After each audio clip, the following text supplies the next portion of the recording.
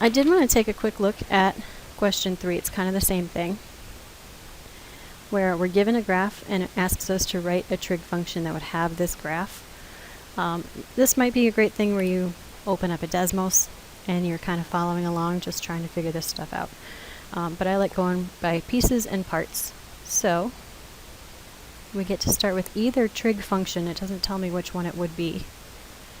So starting at the midline of it and going up and down and up, looks like a sine graph. Okay, our sine graph looks like this, and it happens by 2 pi. So I'm going to start, because it's got that same kind of shape, with a sine graph. Same thing, I'm going to leave lots of space and start thinking about how this thing is moving. So the first thing we did was we moved the midline up. Remember that midline is happening as a vertical shift. This one shifted up 3 units. It still has an amplitude of 1. This from the midline to the amplitude is only 1 unit. So my amplitude is still just 1, like it normally would be. No change there. Normally it would have a cycle of 2 pi. This one goes through 2 cycles in 2 pi. So we need a graph that's half as wide, or goes through 2 full cycles in the time of 2 pi. And because it starts at the same point right there at the midline, that's what this one does, I don't need to have any kind of shift left or right. Okay, it's starting right at the midline.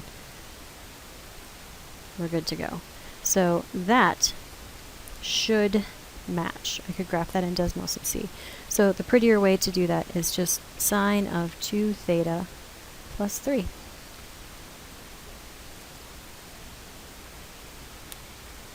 So now they're saying on part B that we're going to take the graph translated by pi over 2 to the right, so it has a minimum value at x equals 0, then stretched horizontally so its period is 3 times greater than the period of f, this function. Find a trig function g that has this new graph and explain your reasoning. Alright, so we're going to start with this whole thing here going on. Sine of 2 theta plus 3. We're going to just do each part one at a time. So my first part that I'm going to do, you know me, I'm color coding, so I'm going to do each part here. We're going to translate it right by pi over 2. To the right means minus pi over 2. That's my only change so far. Okay. Then it says it is stretched horizontally. So its period is 3 times greater than this period that we have here. Okay. So I need to stretch this thing horizontally. Horizontal stretch. Please remember that this works opposite of what we tend to think.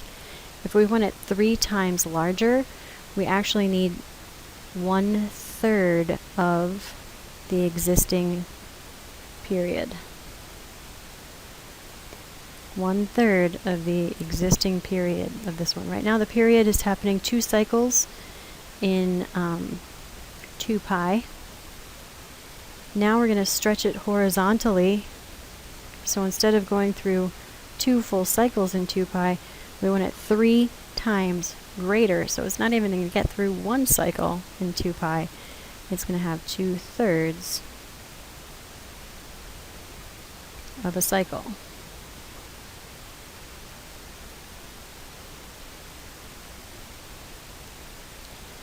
So taking each of those just one step at a time and kind of thinking about how that works, right? So just remember that 3 times greater, that means we need that C value, that horizontal stretch and shrink is going to be 1/3 of what we started with. So we did 1/3 of that 2 pi, or 2 theta. Nice one to look at together. Thanks for that, friends.